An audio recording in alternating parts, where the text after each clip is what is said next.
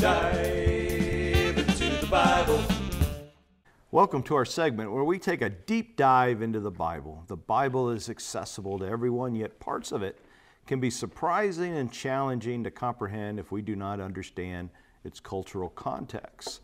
In the deep dive into the Bible, we will talk about things that just might surprise you. This week, we want to look at who wrote the book of Proverbs.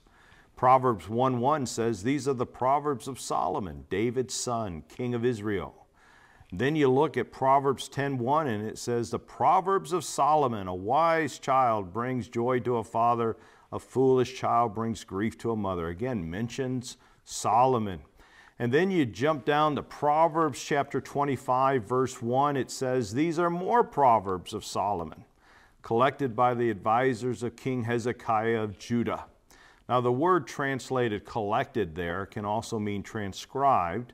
And that would suggest that some of those Proverbs, perhaps chapters 25 through 29, were produced by scribes living in the days of Hezekiah, approximately around 715 to 687 BC.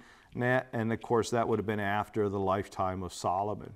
So it sounds pretty straightforward that the author of Proverbs is Solomon. He wrote Proverbs. External evidence would substantiate that it is found in 1 Kings that says that Solomon wrote 3,000 proverbs and more than 1,000 songs are attributed to him. We see that in 1 Kings chapter 4, verse 32. The writer of Kings boasted that Solomon's wisdom exceeded that of all the wise men in the East and Egypt, and that's in 1 Kings chapter 4, verse 30. So Solomon's interests and research covered nearly every aspect of knowledge, from zoology and botany to grammar to theology.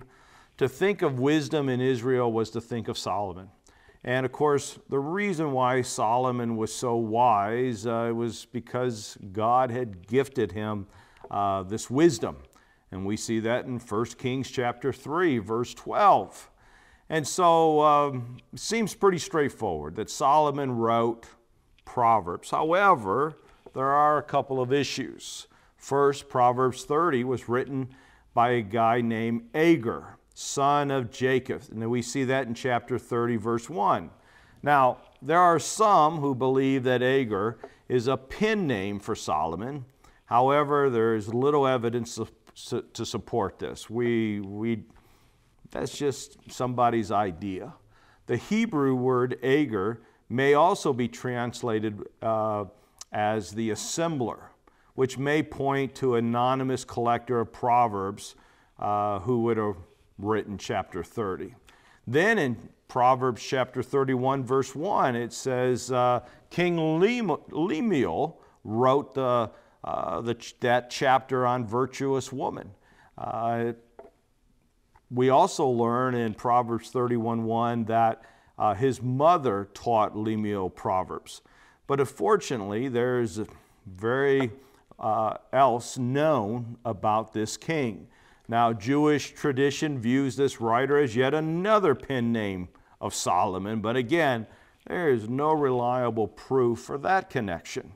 So, it's not clear whether Solomon wrote also the first 9 chapters. Some think that they were contributed by someone else to introduce the book based on the grammar of the Hebrew. And again, that is just another idea that somebody has pushed out there. So back to the question, who wrote the book of Proverbs? Well, the simple answer is Solomon.